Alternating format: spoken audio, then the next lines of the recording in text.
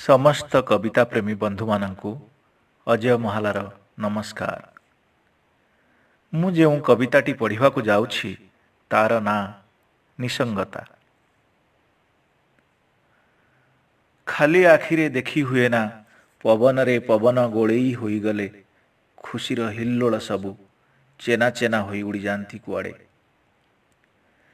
ଖାଲି ଆଖିରେ ଦେଖି ହୁଏ ନା, ପବନରେ ପବନ ଗୋଳେଇ ହୋଇଗଲେ ଖୁସିର ହିଲ୍ଲୋଳ ସବୁ ଚେନା ଚେନା ହୋଇ ଉଡ଼ିଯାଆନ୍ତି କୁଆଡ଼େ।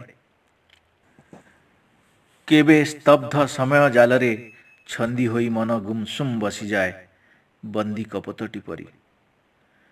କେବେ ସ୍ତବ୍ଧ ସମୟ ଜାଲରେ ଛନ୍ଦି ହୋଇ ମନ ଗୁମସୁମ୍ ବସିଯାଏ ବନ୍ଦୀ କପୋତଟି ପରି।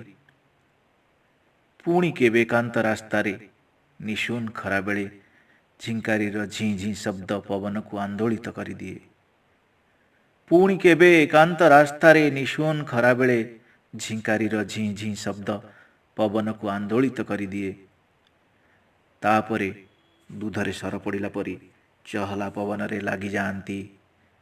ତାପରେ ଦୁଧରେ ସର ପଡ଼ିଲା ପରି ଚହଲା ପବନରେ ଲାଗିଯାଆନ୍ତି ମେଞ୍ଚା ମେଞ୍ଚା ନିସଙ୍ଗତା।